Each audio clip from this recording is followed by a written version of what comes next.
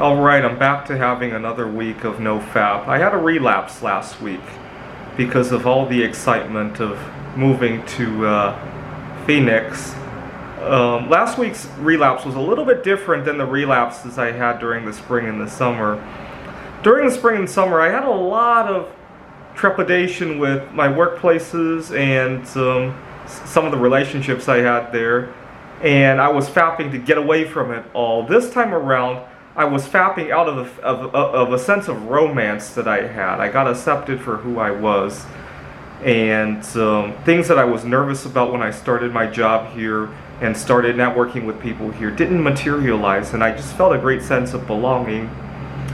You see, we were just turning to a season, right? We went from the summer to the fall, and I made some goals for myself because that's around the time that I made my move.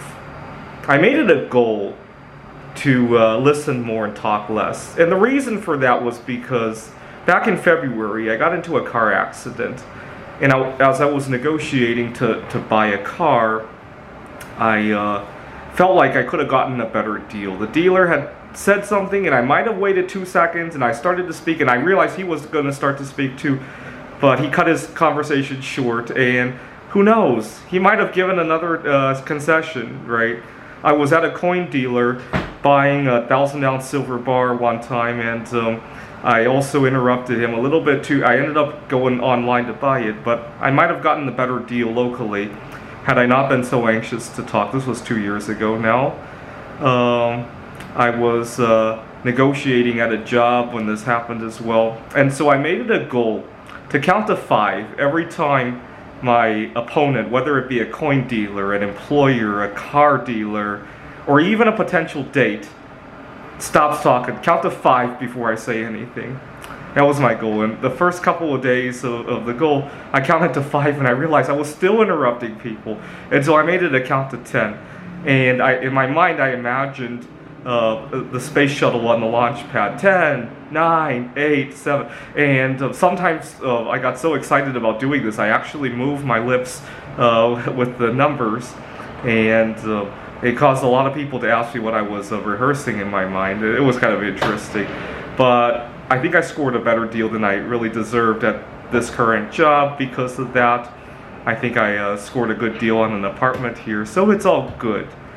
I also made another goal. This one's a little bit trickier, but I find I didn't have to use it as much as I thought I did. See, I need to get better at asking for what I want without asking, project it out there. So for example, I was working at a tutoring center, and I had one student who apologized for how he did on the last test. He said he had ran out of his medication for ADHD. And I'm looking at him, he's drinking Diet Coke out of a 2-liter bottle. And he's taking medication for ADHD. And obviously I can't tell him about that at his age range, right? Maybe I might tell his parents about watching his drinking habits, if you will. But I stare at him, I stare at the Coke. He doesn't get the message. Now that's a very extreme example, obviously. Usually I just want to project out that, hey, just accept me for who I am, right? Even though I can't indulge in, let's say there's birthdays at the office, there's birthday cake, I can still enjoy the festivities of the birthday without the cake, right? Or it could be something like wanting a day off that is, so for example, I did get the day off here.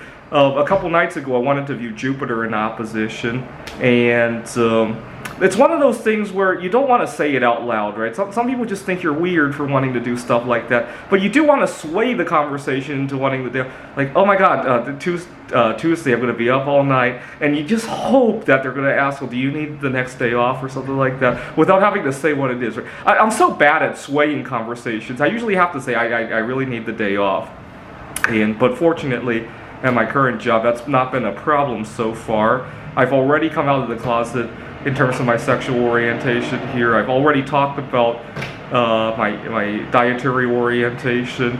The last thing I haven't really disclosed is the Computer Olympiad conference that I want to go to every year. But the next one's a few months off. I hope I can sway that without having to disclose what it is, because some people just get very judgmental with how you relax, right? They think you need to go to Las Vegas or New Orleans in order to relax. Oh my God, what is this guy who goes to the Computer Olympiad, right? Anyways, we'll come to that when it comes, I guess.